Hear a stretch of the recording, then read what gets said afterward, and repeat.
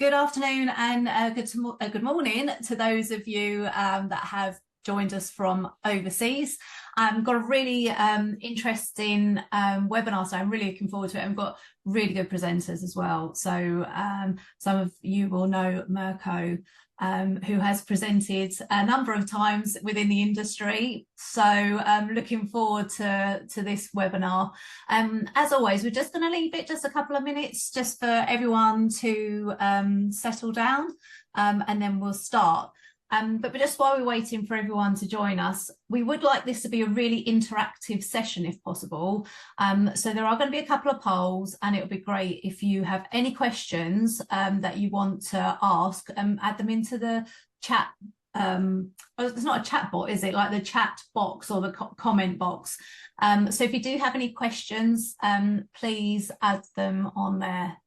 So one of the things I think that I've been talking to the team at IIPay for a number of years is actually how much people within the payroll industry actually want flexibility. And we had a great conversation towards the end of last year, just saying that payroll leaders or payroll people can actually have it all. They can have flexibility. So I'm really looking forward to this webinar because this is what we will be discussing today. So Michiel, do you want to introduce yourself to the team? Sure. Hello, everyone. Michał Serafin. I'm one of the service delivery managers at IIPay in our client services team, working together with our key clients and our team. Have been with the company for 6 years, into 20 years of IIPay journey into the global payroll marketplace. Currently based in France, and really looking forward to this exchange with Mirko. And thank you for having us, Mel. No problem. And Mirko, obviously I gave you a bit of an introduction, didn't I? So over to you. Thank you for having me, first of all, and IIPay to invite me. So I'm looking after, payroll teams in the last 10, 15 years. My expertise basically is more, looking after and building, all the global payroll framework from scratch, from startup. My experience is, I was head of payroll in Hopper at Revolut, Deliveroo, and big company now. But at the beginning, we got a very good big challenge to implement it. But yeah, my expertise is available for any of you online. So another challenge then. Another big challenge, yes. No. Michiel, do you want to discuss what we'll be talking about today, or you'll be talking about today?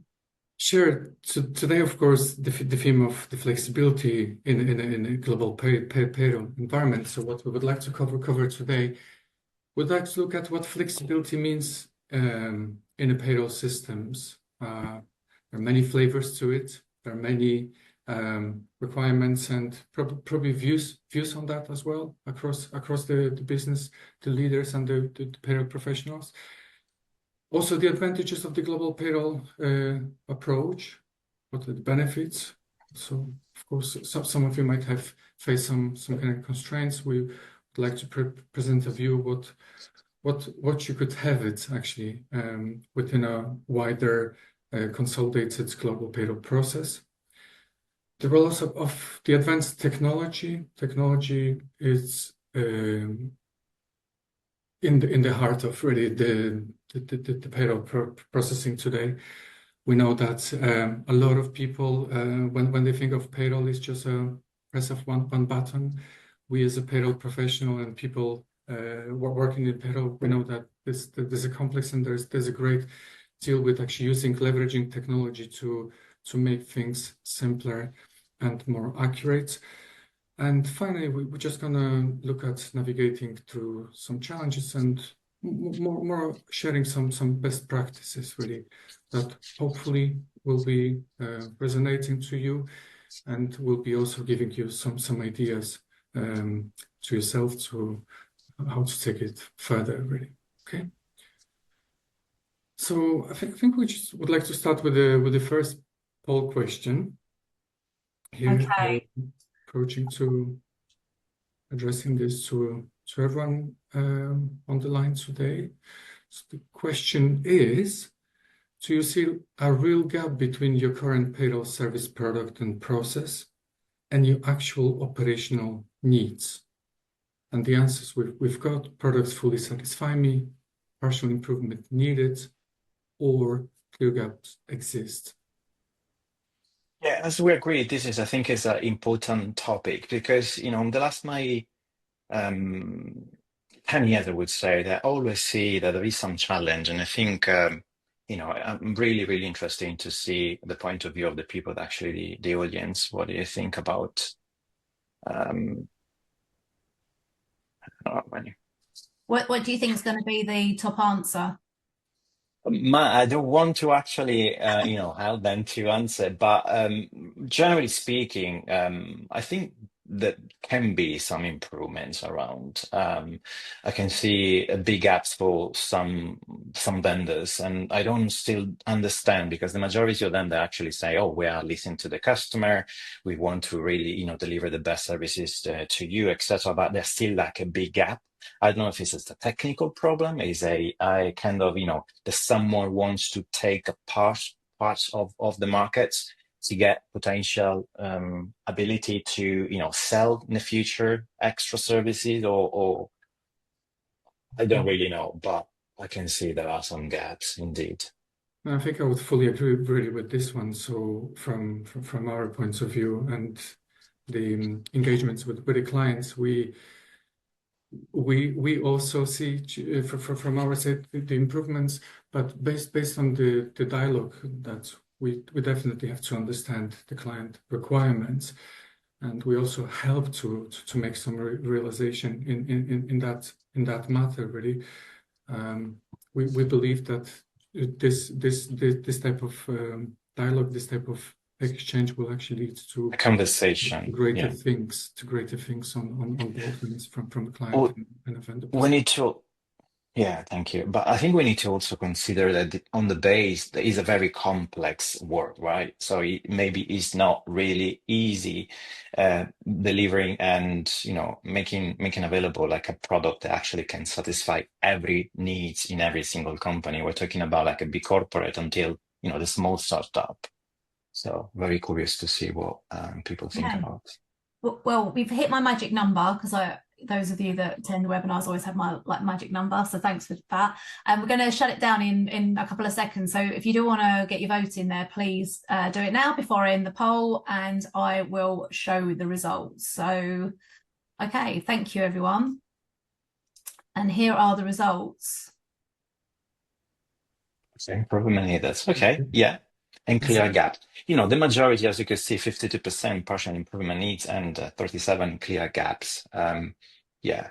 Interesting. I will very interested in understanding what are those products that satisfy and also the type of the company, because I guess that again for a very established company, maybe get a preset services, it can help them because maybe they can satisfy completely. Maybe in a type of medium, small, or startup type, there are some kind of adjustment that the payroll team required. But really interesting. Thank you for sharing your thoughts.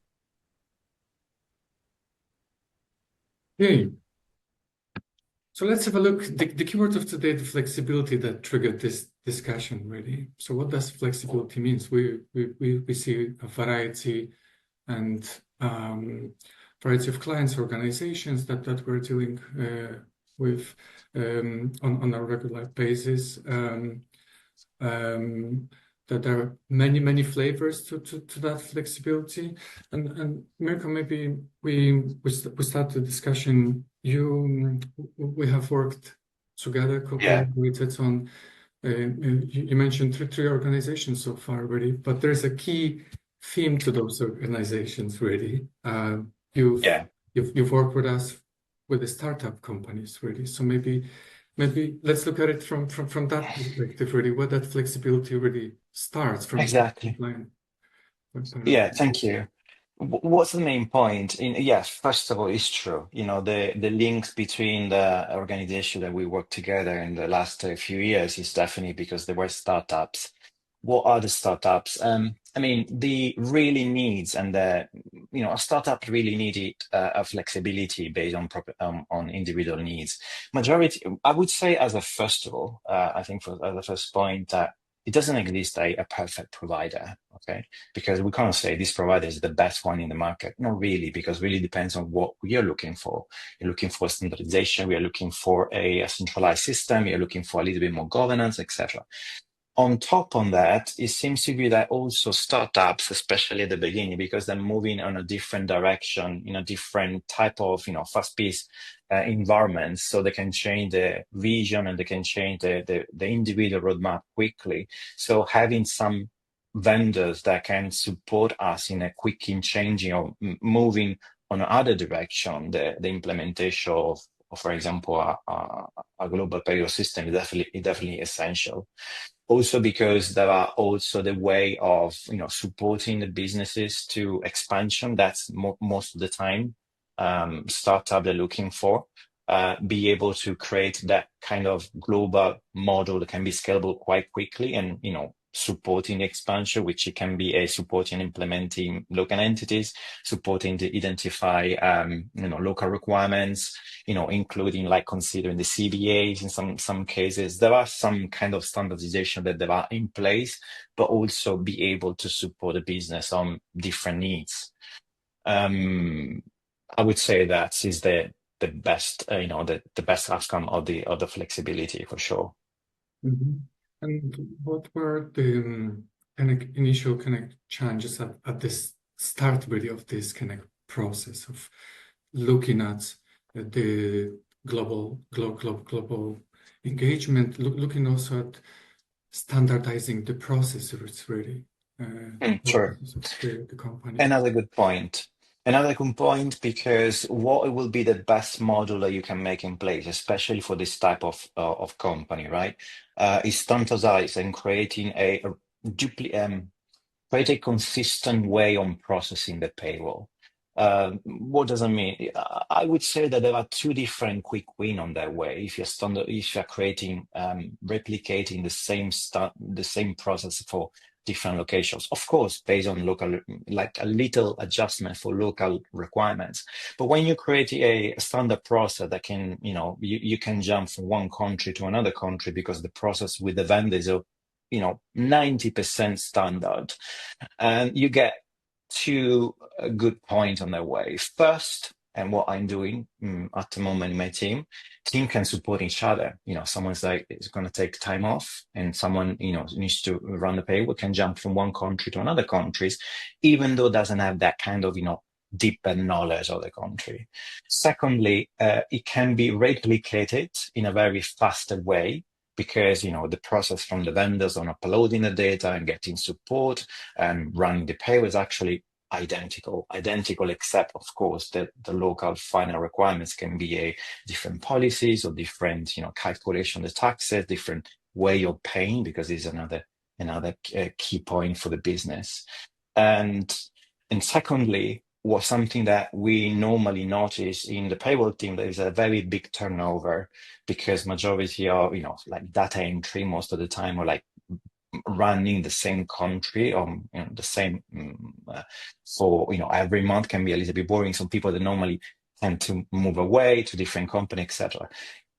Having that in place, the possibility from the the team that jumping one payroll to another payroll can also allow the manager, for example, to identify a program of 6 months changing payroll. So every 6 months, what I'm doing and with my team is they're going to take over other countries.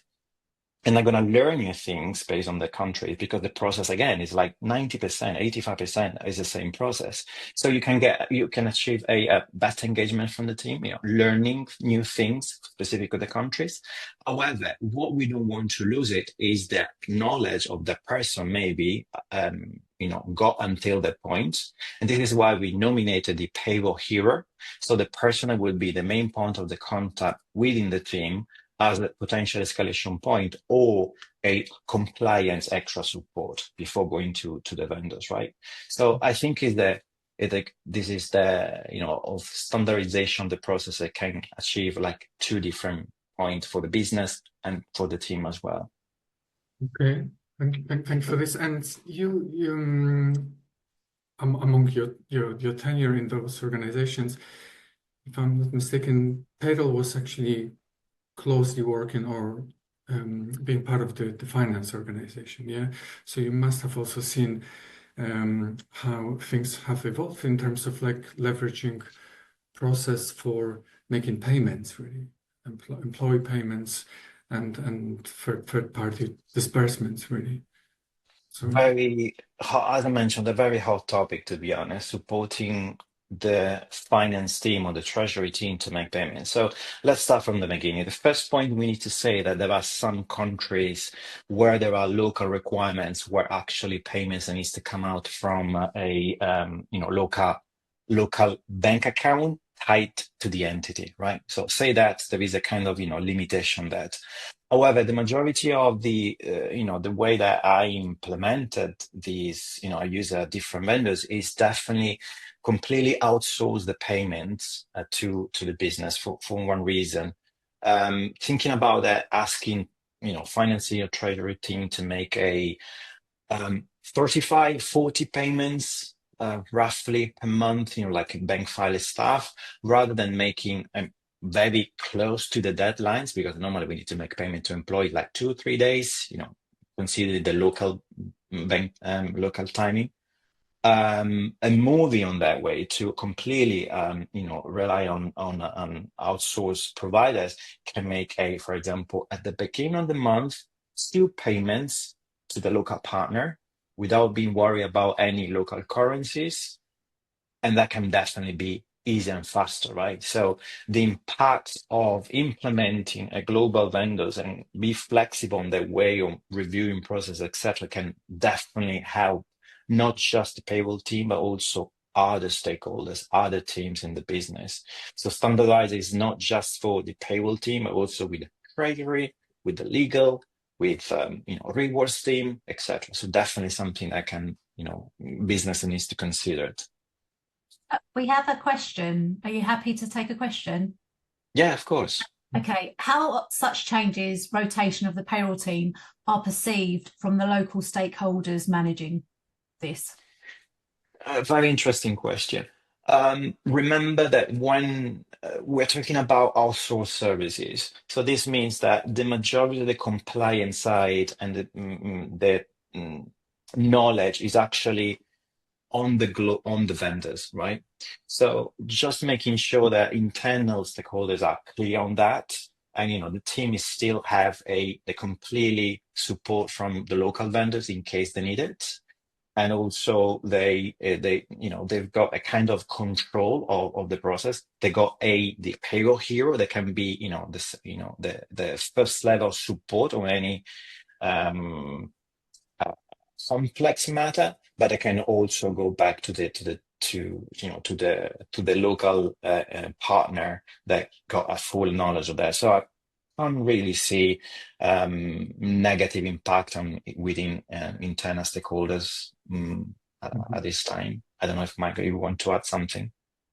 yeah, maybe to supplement that to connect the way we support our client is like we empower our teams to be the extension of clients' team, really. So Exactly.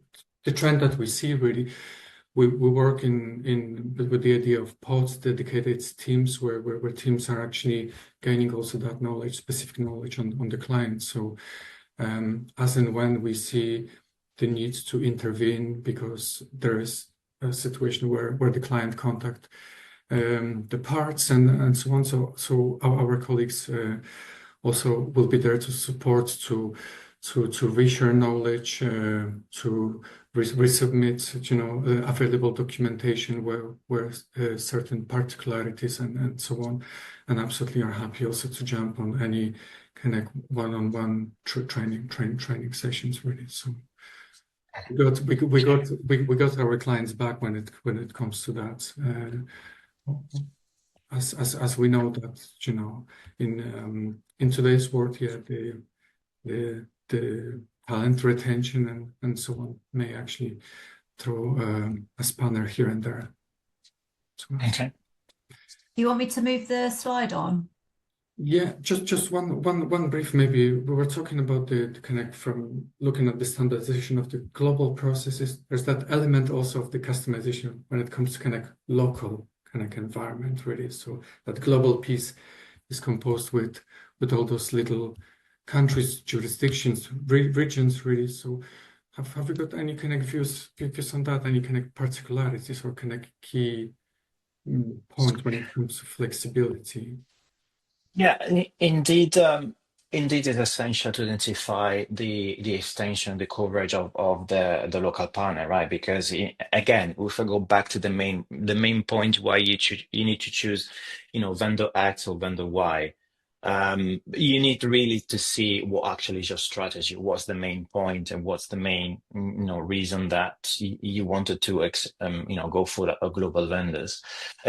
Say that is definitely the ability to cover in a specific location is essential to make sure that you're going to have the compliance side covered. I think compliance at the moment is a little bit more complex, especially because of company that tend to be everywhere because they're not really expanding, at least in startup. They're not really expanding some locations because they want to make business there, but basically because just they want to hire the talents where they are, regardless if they got an entity or not. And that there is different model they can apply, consultants, employer record. But I think we can touch base on those topics as well. Okay. Great. Yes, we'll get the next slides. So we've got this global process, and is that what we are going for? We centralize the payroll function, the processes. We've got them aligned also with other kind of business functions. So what are the key benefits of that arrangement? The slides actually, we identify the 5 different points that actually, speak by themselves. Operational efficiency, get a centralized platform where, all the processes are standard and that can be followed like in a quick way. You got an audit view, you got all the status live as as we run the payroll. Having also a consolidated, like centralized system reporting system. I think this is definitely essential. Having a completely centralized system is also allowed to, making automations. And we know that unfortunately, I was actually surprised. I was talking to a couple of colleagues on an event a couple of months ago, and I'm surprised that actually business that's still running payrolls with different individual local vendors, still sending files via Excel. Having a platform and a partner that can support you to centralize everything in one place and making automations, integration with systems. So the flow of the data is actually, moving from one system to another system automatically can definitely reduce the risk of errors, human errors, like copy and paste in Excel and consuming, and also the accuracy in terms of the output from the local vendors. I was about to say something, actually it's gone. I might be back. So maybe Vico, you raised here a valid point really, like the whole connect idea of processing payroll starts with the data really. So the data is probably crucial really in the first place for the success of the processing. And you mentioned here emails, so you have seen 100%. the evolution really in Yeah, the marketplace really, as we do really. exactly.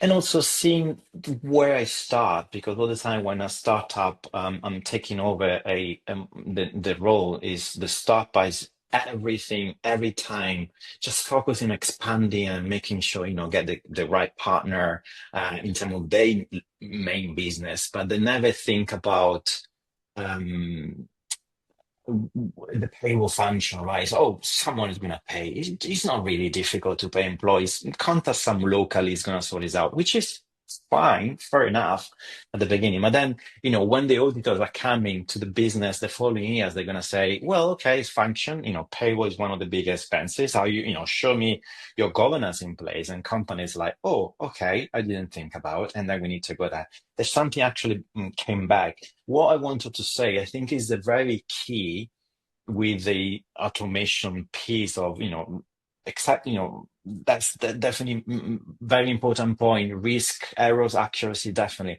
But we need to move the main role of the payroll team at the moment is just data entry person to a kind of, team that's going to analyzing data, moving from data entry to analyzing. Must be our main main goal, because everything can be automated with AI as well. At the moment, we're going to be potentially revolution, maybe, I'm not sure, but definitely a big help.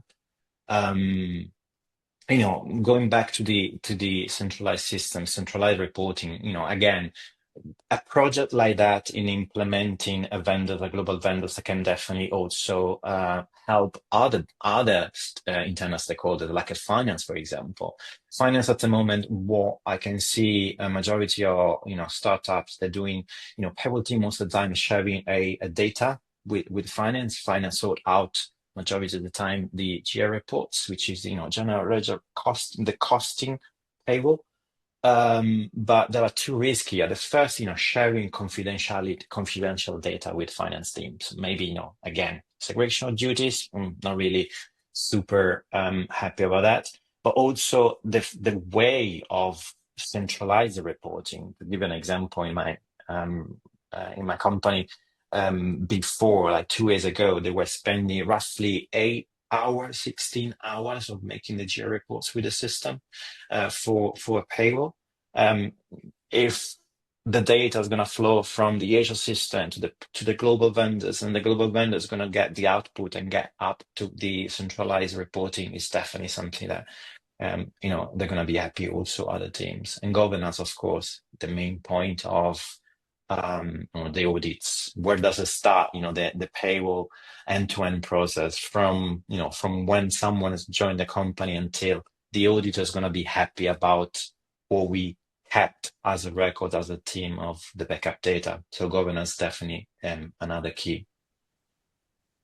Okay, great. And one more point about this global system and the handling of data through the process. What about the validation? Because I agree, of course, with what you said about the evolution of the payroll function to go from to connect data entry, but actually to work with the data analyzed. One of the key actually deliverables of the payroll function will be making sure that the payroll is approved and then, of course, goes into the salary payments, really. And any benefits or kind of call outs to that with those kind of global reporting and how those could be used on in the monthly cycles or the payroll cycles by the team. You mean for the actual processing? Validation, review of payroll and validation, yeah. Well, there are also, an extra layer of governance, of course. What you're saying is actually true. Before the main point is like creating a governance, like creating the right checks and control to create also the segregation duties between teams, right? So having an external partner that is going to review, is going to approve the data before even share with us, is an extra layer of control and checks.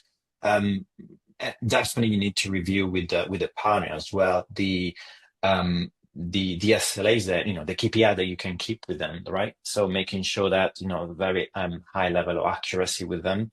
And to be honest, the time that we haven't approved the payroll, I think as the first time, is very, very rare. Especially it can happen sometimes when we got a couple different, bonuses payments, or sometimes when there is something new something that unexpected in the payroll can happen. But, majority of the time we got almost time zero to get approved the payroll, because the output from the vendor is actually correct. So it's going to save lots of time in terms of the team within on the approval process for sure. We have another question. Can I ask this question? Yes. Okay. Are you seeing advances in the integration technology API as an example, or this is dependent on both the HR and PR vendor platforms? Sorry, not forms. This is dependent on both the HR and PR vendors platform. Yeah, so I think we certainly do a lot of advancement, and probably something that we have in pursuing from multiple fronts really. So there are efforts to actually establish connection between multiple HRIS systems that are used by our clients. So we can name the big ones, but also the new players on the marketplace. So I think this is one of the key drivers really for how the technology is gonna impact the process, and it's gonna take us into a place where data will be touched less times by the members of the team, where data could be lifted from a designated location on client side into a corresponding location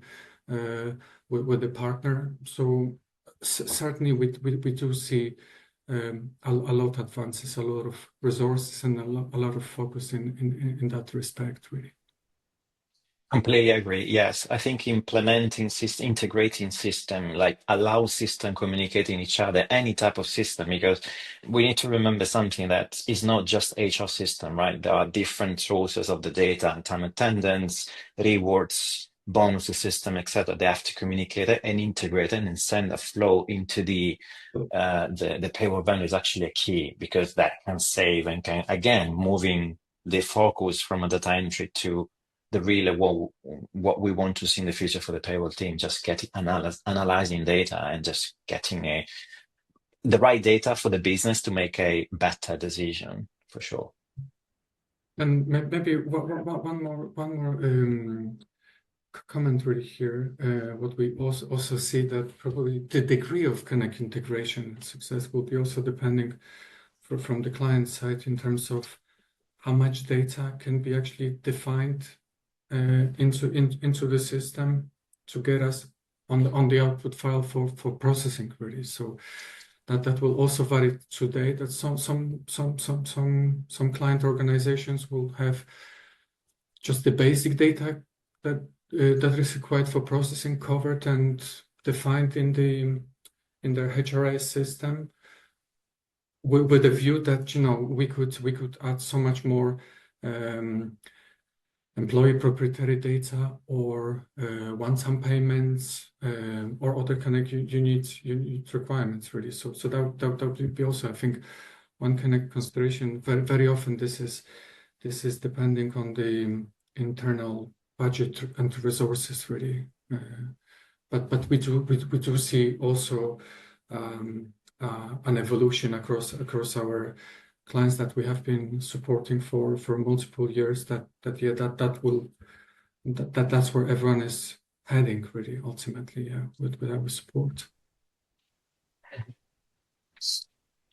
Okay, I think Mel, we can go to the next slide, which is actually it is about the technology really. So we talk about the automations, investments into the data, into the client systems for the payroll process. We've got certainly some good cases to show that technology is helping to eliminate manual tasks, really. So yeah, exactly. And we're referring to the GL code. I mentioned already, the time saving that we got within the team, that's making you need to just build that with the vendors, and they're going to save a lot of time for the finance team. So also impacting different teams. But something that's very interesting is it's also the ability of integrating and getting the data, the output data from other vendors, right? So, for example, specifically what we did in my company, we were happy with the two specific countries, US and Canada, with the vendors, but we wanted to implement the global vendors for other 18 different locations, different payrolls in 20 different payrolls for 18 different countries. So, and the way that we were talking about centralized system data reporting, but we were kind of disconnected because we got 18 countries there and 2 countries on the other system.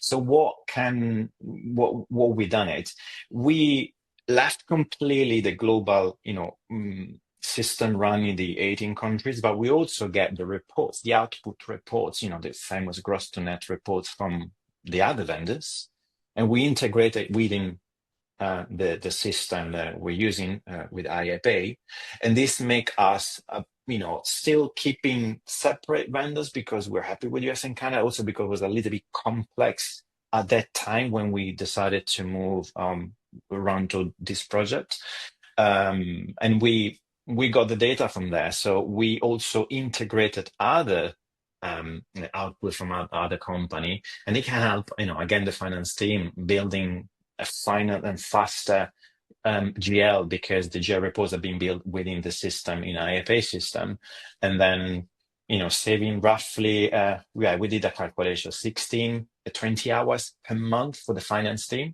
I can't tell you how much they were happy about this integration, this automation. So there are lots of, again, flexibility on implementing and different options on building your perfect model that can assist the business needs. Yeah, and this is probably a really great example in terms of like being able to connect some substantiates the time saving, right? Yeah, and I would say, again, there are some vendors that are flexible to accept that. There are others that are very strict. They say, this is my package, take it or not take it. So this is why it's very important, going back to the beginning of our conversation, just identify first what are your needs, what are your targets, what is the main aim of the company, of the business, and then working really close with the vendors that invited to the RFP. Just identify, can these vendors help me? Can this vendor be flexible in case I will need to change the roadmap, maybe in 6 months and 12 months? This is definitely a key, I would say. Okay, so we've got a quick question to everyone actually on the line. So to our participants here, just going from what Mirko presented is a great example of saving. We know that preparing GLs, it's still could be a manual task really. So we've got a question to you, and if you could maybe put your yes or no or any other kind of comments into the chat. It's about, are you actually manually doing your GL or your costing report at the end of every pay cycle? Or is this something actually, sorry, yeah, this is the question. Are you actually making them manually? Yes or no? I'm pretty sure that majority of the people that are listening this, the best finance team, they're struggling to make reports. But really interesting to understand, again, because I was very surprised when I had, and the two colleagues, we had a conversation a couple of months. They were working for a big company, and they were telling me still sending emails with password protection. Okay, fine, fair enough, but it's a bit risky in terms of the compliance. Okay, let's see. Can you see the chat? Majority of people have said no. I don't think anybody said yes. Is there anybody that wants to say yes? Interesting. Okay, but at least so vendors, yes. There is. Thank you, Katarzyna. Yeah. So Yeah. but I think it's That's actually good. That's actually good news. I'm happy because the complexity of GA reports is, building that and making sure the financing is actually able to receive the data. Again, we really need to see, well, depends on the structure, I would say that the accounting system, but definitely something that can help, Interesting. Okay. Somebody has put partial manual in the Q&A. Partial manual, and then also we need to be really clear on what is the GL reports. The GL reports, they actually finance going to upload into the finance system directly, because maybe the partially will be some data that then finance team needs to work on before uploading, because the technical way of getting the GL reports and posted automatically into the finance system is definitely the finance preference, because this means there is nothing that they need to do it. Interesting.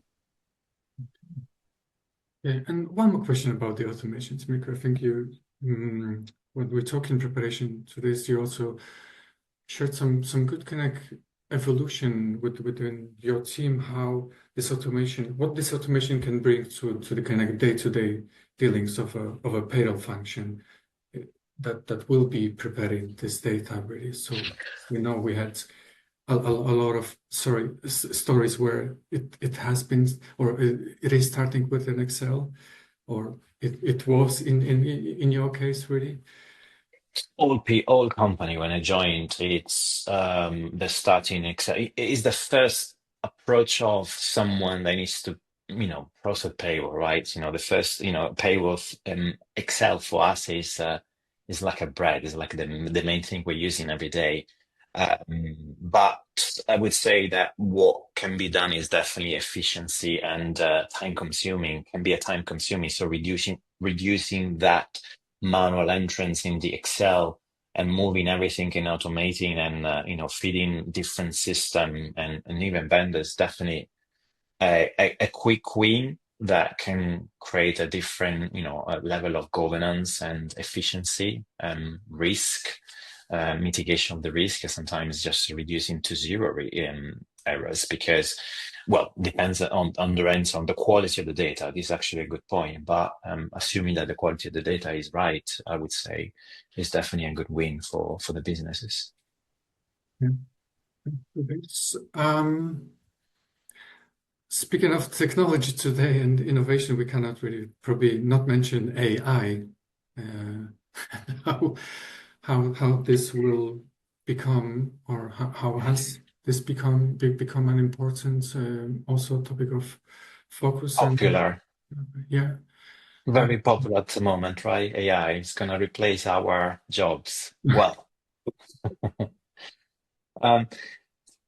with regard to the payroll, with regards to our role, our jobs, I can't see that in a short time this is going to happen, because it's still very complex, especially is for someone that works on the global in global payroll. There are so many things and so many checks and so many different processes that needs to be validated, and I don't think that AI is going to be that level that fast.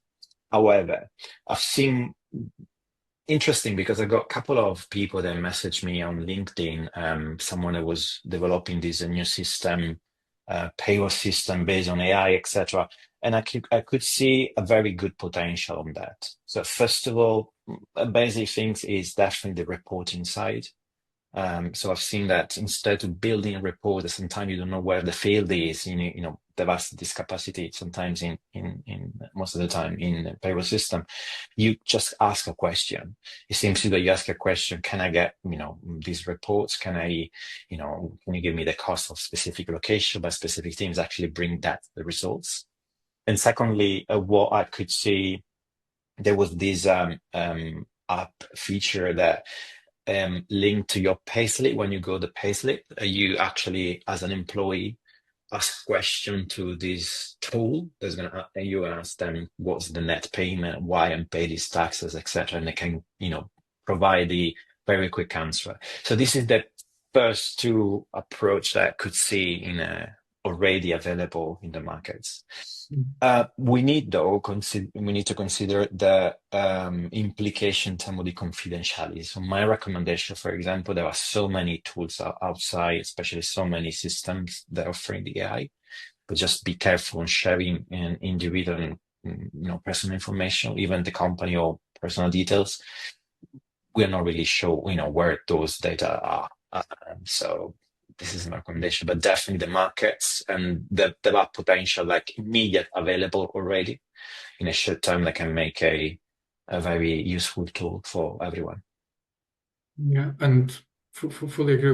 We have adopted and we have been looking at AI to help with some kind of query management to helping to actually analyze the data that we are receiving from the clients, and then we actually when we mirror the calculation that we received and we submit back to you really. So the way this is currently kind of look at it, we're looking at the utilizing the machine learning of the AI to help with this kind of data analysis and with some level of query management in the near future as well. Yeah. Mm. Okay. If we can get to the next slide, please. So, what about our best practices for managing and implementing a flexible payroll solution and actually being successful really? So if we think of what were the biggest hurdles that we can face when implementing those solutions, and what are our practical tips for ensuring a seamless payroll transition vehicle? So again, having the very clear idea of what the business needs to go on this project can be a big challenge. It can be the quality of the data, for example, from the HR systems. Again, when you are working with a startup, they are not that kind of structure to make sure that, for example, all the data required for running the payroll, they're not there. So having this project running, it can guide and teach the business also on the requirements that needs to be collected for employees, for example. So reviewing the data, that's kind of dirty job on reviewing the information and data within the system being done by a partner that get a better knowledge, understanding of actually has been done so far. I've noticed most of the time that when we're moving from small vendors, local vendors, to a partner a little bit more structured, there is always be some errors of compliance or not capturing and stuff. So that can be a very good exercise also for better governance and in checks of the compliance side. This is the biggest part. You've got on the onboarding and implementing projects a very good tips in terms of policy, maternity, paternity, the documents that needs to be required, etc. So it's very good education piece for the HR teams and the payroll team as well. That you won't have that kind of timing or knowledge available in any case without this project, I would say, unless you invest a lot of money with specific analysis of by locations, by big firm they can do an audit, for example, review it. So I think it's a very good point, that one. Okay. Thank you. And of course, if you look at it from kind of global processing perspective, the other two kind of aspect of pretty much organization life really. So one is about we're having to navigate through many jurisdictions with different currencies really that will fluctuate, and also tax complexities really. So payroll is exposed to many tax regulation changes on a regular basis, depending on the jurisdiction. Some countries, yeah. I already touched, we already talked about the impact that is not going to be only on the payroll team, but would be impacted in a positive way, different teams, treasury, finance, and etc., HR. One of the big, I think, the hot topic is the payments, as I mentioned earlier.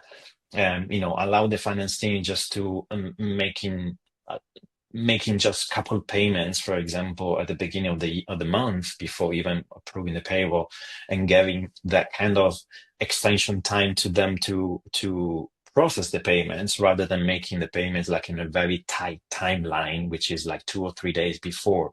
And managing also the currency, the different currencies, using a different timing on delivering the funds. If you are in UK, you're making payments to different locations. How long does it take? You need to consider that the complexity of the banking timing, rather than moving everything outsourced to a vendor. It's gonna fix the problem with FX rate you're sending a month, for example, on a pre-funding way, like it topping up and getting a little bit more on as a buffer in case they need it. Mhm. Send the funds 15 or even 20 days before the payday, allow everything to receive the funds, to reconcile it, allow the team focusing on controlling or submitting the data, controlling, reviewing, and approving the payroll. And then when the payroll be ready, they only check the payroll teams to make sure that the funds sent are actually enough for pay authorities and employees. Easy, not really have a couple of a contingency timeline in case something happen. You got enough time to make a change or emergency payments. Is definitely something that is not to lead out of this conversation.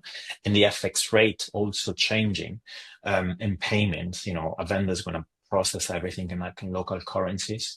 Again, the only complexity here can be that for some locations not possible due to local regulation, because as I mentioned, payments needs to come out from either local bank account or worst tied to the entities. But there are some locations that can happen, but not in many, to be honest. I remember Latin America, for example, Mexico, Colombia is one like that. There was something in Europe, Spain, for example, but just local, not tied to the entity. There are exceptions that the vendors can definitely support you on making this decision, but big impact for finance and treasury for sure, and for the pressure of the team as well, the payroll team. Mhm. Okay. So thank you for this. Mel, could we get to the next slides? Just to give you, we're just coming up to 7 minutes to the Yep. end. Yeah. Thank you for this. So, how companies can ensure that the payroll process supports continued international expansion and having the strong payroll infrastructure contribute to the overall scalability of the business and the employee satisfaction? Yeah, and indeed, there are, the main point that we talked about flexibility and standardization. I think that the key to make sure that the business is going to be able to expand rapidly and in a very good manner, because you got the support for setting up, organizing the entities, making sure that will be a compliance registration with authorities, and then replicating exactly the same model, so the team can jump, somewhere from processing some specific location, can jump to another locations, because the process is going to be the same. The people they're talking to is going to be the same. So definitely that is the key on choosing a global vendor. So the employee satisfaction as well is definitely the employee experience for us. It's a little bit kind of obsessed, delivering the great satisfaction to employees. So having a one platform to get the all the documents and easy way of navigating through the the year-end documents, for example, and getting a one single interaction with the team, I think is definitely something that business needs to consider, because thinking about what payroll does, is the only team that's going to touch every single employees every single month. None other teams or other people in the business are doing that. So the perception of making sure, normally I said, what is my role? What's my job? Our job is like keeping people happy, right? Yeah, paying them in time and making sure that if they got any question, they can come to us. So having something that is looking after all the structure, the complexity of the expansion and compliance side, can release a little bit of pressure on the team, focusing on the employee's experience. I think is important. I think this is a great one for anyone who's still looking to help to get the payroll team and our function and the mission rehabilitated within the organization. Really, as you said, we are touching literally every employee in the Yeah. organization through that paycheck and through that payment without being visible to them. Really, yeah. Exactly. So we're working on, the back end, but actually are very important. And employees recognize that role because I do have some, in my experience, people that message you says, "Thank you for paying me this month." I say, "Okay, that's my job. That's nice. Thank you." Because most of the time, I just, payroll comes out only when something goes wrong, right? Which is not really fair for the right recognition. Okay. And what advice would you give, Mirko, to companies looking to future-proof their global payroll strategy? Yeah, how to tackle this. Identify, yes. Again, I'm a little bit obsessed about that. Identify what your targets, what you're looking for, because and analyzing a very honest conversation with vendors available, because sometimes oh, these colleagues recommend this company because it's great. Yeah, maybe they're great for them, but it's not true that maybe can be good for you, because again, there is so many complexity around and so many details that maybe make a differences between two different company. I'm talking about as a customer, but also as the providers. So it's very important to understand, making sure that you got clear where you want to go and make sure that the business that you're going to get engaged, a contract is actually going to be able to deliver it. And yeah, I think this is the best transparency and be very clear on what you need. Okay. Thank you. And now on the next slide, we've got the second poll actually for the attendees again. So as a moment of reflection, we would like to ask you, is your current global payroll process flexible enough? And that's easy, yes or no. So no, yeah. What do you What think? is going to, yeah, I was about to say, I think it's gonna be no. Maybe I'm wrong. I would like to be wrong. We were very surprised with the GLs. Yeah, exactly. Really surprised. Yeah. About the GL. Yeah. So Maybe because finance team is a little bit more advanced, I would say mature as a field, maybe. So they're trying to get that into. So maybe that was the main reason. Most of the time, payroll starts from, finance is the main things they want to be organized because they're managing money, right? So maybe this is the reason why the actual GL report they require.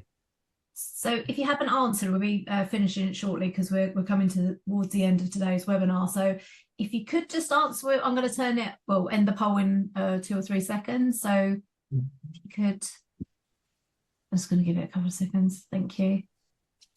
Okay, so there you go. Yes, 34%, no, 66. okay. Yes, exactly. So I was right in time. 100%. So thank you so much, both of you. That was actually quite good timing, the end of that poll, because we came right to the end of today's webinar. So if people want to get in touch, here are IIPay's details. Mirko, if you want to get in contact with you, are you okay via your LinkedIn? Yes, perfect. Yes. Mirko D'Arcangelo, LinkedIn, and I'm happy to answer any question if you got it. Fab. And Mirko, before we go, is there anything else you'd like to add at all? No, I think it's been well, first of all, thank you again for having us. Mirko, thank you for a really engaging conversation, really, and making really interesting points, really. We really hope that people attending or people watching this recording will be able to initiate maybe some change, maybe some evolution. It is exciting to see because this I would is say revolutions. You say evolution, right? I would say evolution, revolution. absolutely evolution. Yeah, evolution. Revolution. So yeah, and again, we're here to exchange, we're here to discuss, and we're here